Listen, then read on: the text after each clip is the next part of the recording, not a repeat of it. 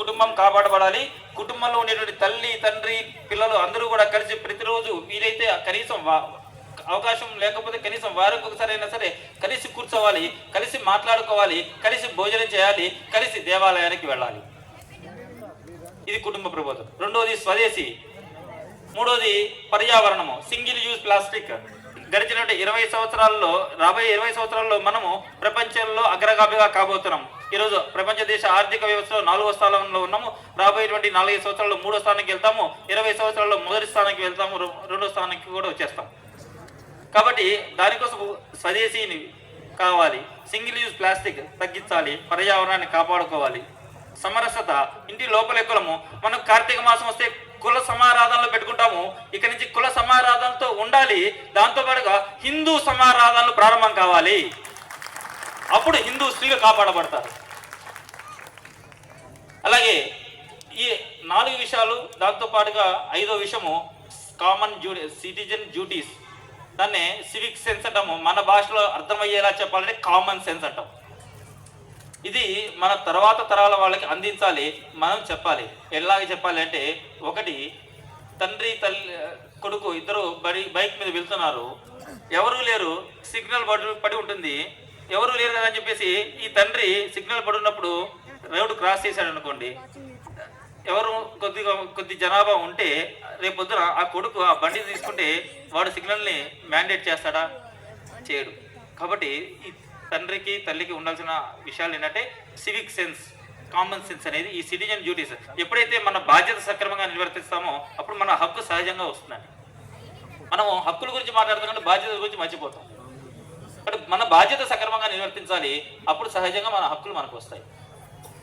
ఈ రోజున మనము హెల్మెట్ మస్ట్, డ్రైవ్ నెక్స్ట్ అని చెప్పేసి కనిపిస్తున్నాయి మనకి. మన పురాణాల్లో తలకాయ పోతే తలకాయ అమర్చేటువంటి ఎడ్యుకేషన్ ఆ రోజు ఉంది, ఈ రోజు ఇంకా రాలేదు. కాబట్టి అప్పటిదాకా మనం హెల్మెట్ ధరించాల్సిందే.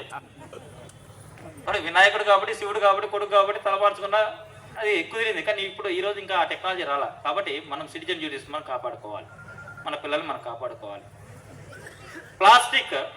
వెళ్తుంటే మన చేతిలో నుండి చాక్లెట్ రేపర్ కింద పడేస్తే రేపొద్దున మనం చూసిన వాడు రేపొద్దున ఇంకోటి కింద పడేస్తాడు. వెంటనే తీసి పక్కన వేయాలి. కాబట్టి స్వచ్ఛ భారత్. కాబట్టి ఇటువంటి సిటిజన్ డ్యూటీస్ ఏవైతే ఇవన్నీ కూడా ఆచరించాలి. అలాగే ఇవన్నీ ఆచరించినప్పుడే మన దేశంలో దేశ భక్తులు వస్తారు. తల్లి గర్భము, తల్లి ఓడి ఖాళీగా ఉండొచ్చు కానివ్వండి, తల్లి గర్భము ఎప్పుడు ఖాళీగా ఉండదండి. అటువంటి దేశము భారతదేశము. అటువంటి భారతదేశంలో ఈ యొక్క భారతమాత ఎప్పుడు కూడా ఈ దేశానికి కావాల్సినటువంటి యువకులని, యువతులని కట్టునే ఉంటుంది. కాబట్టి తల్లి ఓడి ఖాళీగా ఉండొచ్చు కానీ తల్లి గర్భం ఖాళీగా ఉండదు. అటువంటి దేశభక్తులు ఈరోజు మనకు వస్తున్నారు. అయితే మనందరం చేయాల్సిన పని ఏంటంటే, రాబోయే 20-25 సంవత్సరాల పాటు ఈ 5 విషయాలపైన దృష్టి పెట్టాలి. రాష్ట్రీయ స్వయం సేవక సంఘం చెప్పేటువంటి విషయం ఏంటంటే, గడిచిన 100 సంవత్సరాల్లో వ్యక్తులను తయారు చేసుకున్నాము, వ్యవస్థలను తయారు చేసుకున్నాము. ఇప్పుడు సమాజ నిర్మాణం జరగాలి, సమాజాన్ని తయారు చేసుకుంటున్నాం. అటువంటి సమాజ నిర్మాణం జరగాలి. ఆ సమాజ నిర్మాణం ద్వారా రాష్ట్ర నిర్మాణం జరుగుతుంది.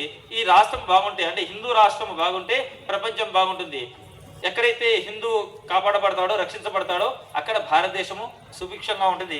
అందుకే హైందవ సంక్షేమమే భారత సంక్షేమం, భారత సంక్షేమమే విశ్వ కళ్యాణం.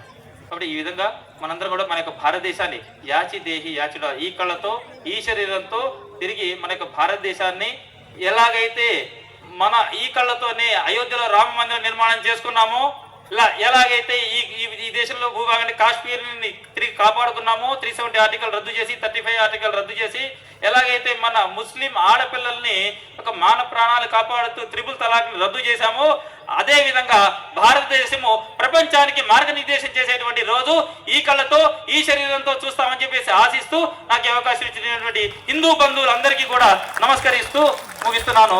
భారత్ మాతాకి, భారత్ మాతాకి, భారత్ మాతాకి. రామ లక్ష్మణ జానకి, రామ లక్ష్మణ జానకి. ధన్యవాదాలు.